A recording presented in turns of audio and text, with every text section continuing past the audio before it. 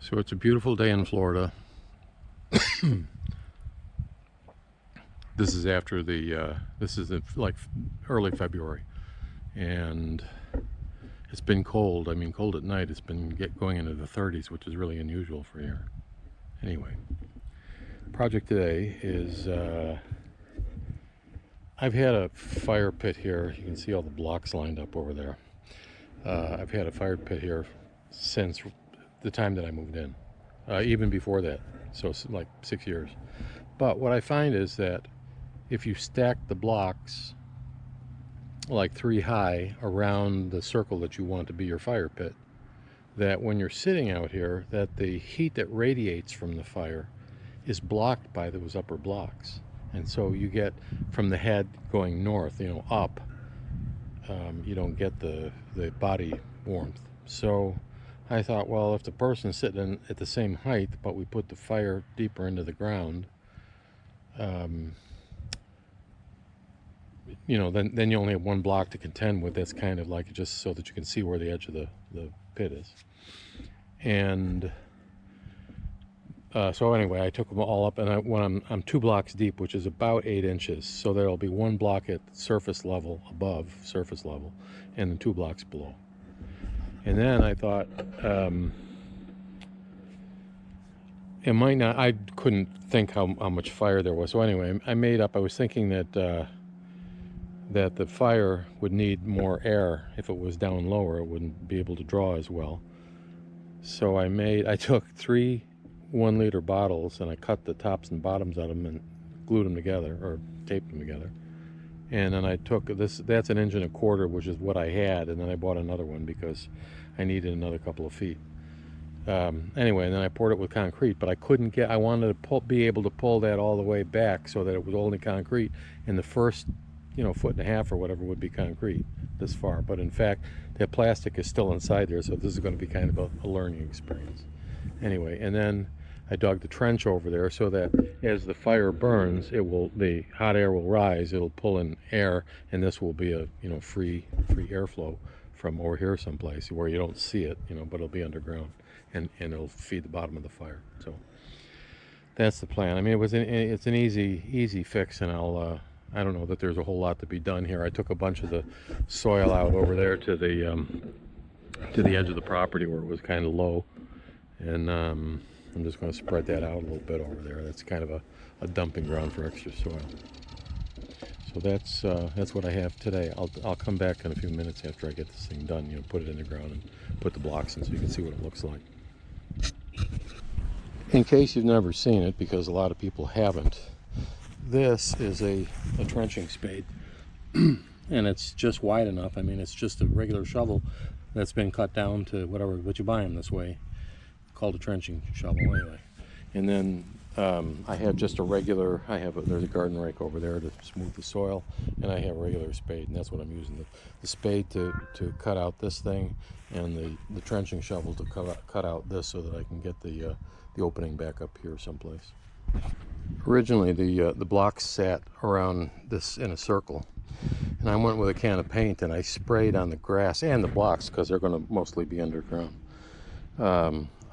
I sprayed the edge of the sand where I needed to cut, and that's what I'm going to use as a guide then to take out the soil that I need and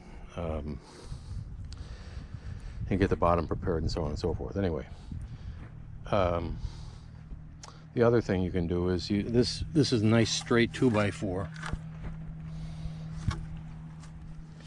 and you can put this from side to side, then you can measure down with the tape at various locations all the way around so that you have a nice level outside wall, and the blocks will come together right. Also, I don't know, this might be a little bit tight. We'll see as I put it in.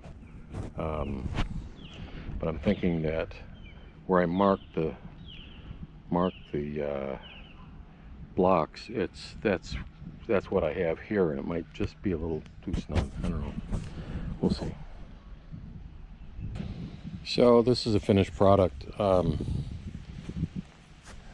Some of these top blocks are busted. These are meant to break that way. They have I have a stress riser here that you can, you know, put a chisel or a hammer or whatever and break them. But I'm pretty sure that because of the heating cycle before, the hot and the cold and the hot and the cold, that those broke on their own. But anyway, so you have 2 layers buried below and only 1 layer up top now, so that there's no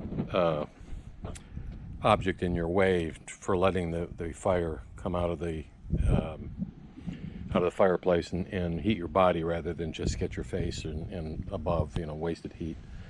So the only other thing that I did, and I wasn't sure when I was designing this whole thing, is that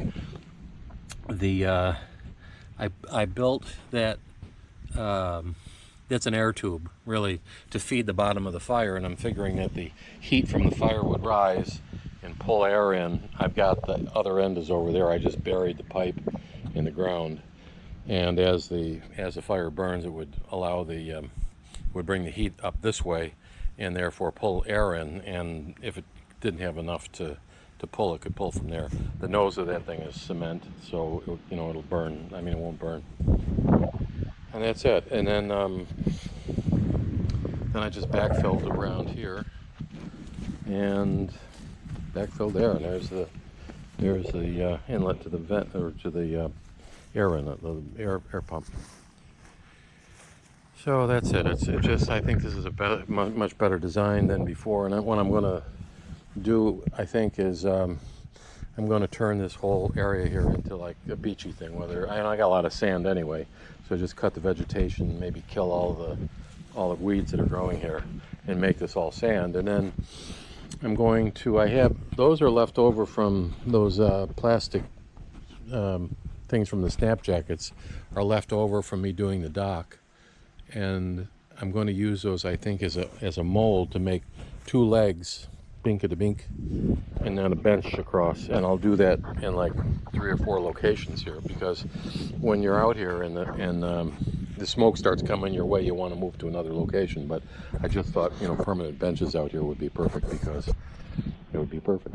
And so this would be a beachy thing with seats already in place and a place for a fire, which I love. I got over there behind those shrubs, I've got a whole bunch of wood. I used to have more, but it floated away with the flood. So anyway, I've replenished a lot of it, so it's over there. Anyway, so that's the end of it. If you have any questions or whatever, I may replace these broken things up at the top anyway, but then it would look new. That part would look new and the rest would look old, so I can replace them all. I don't know. I think maybe I'll just leave them the way they are. And that's that. Anyway, if you learn something, comment. Love to hear from people. Like and subscribe. All right. Peace, love, out. Bye.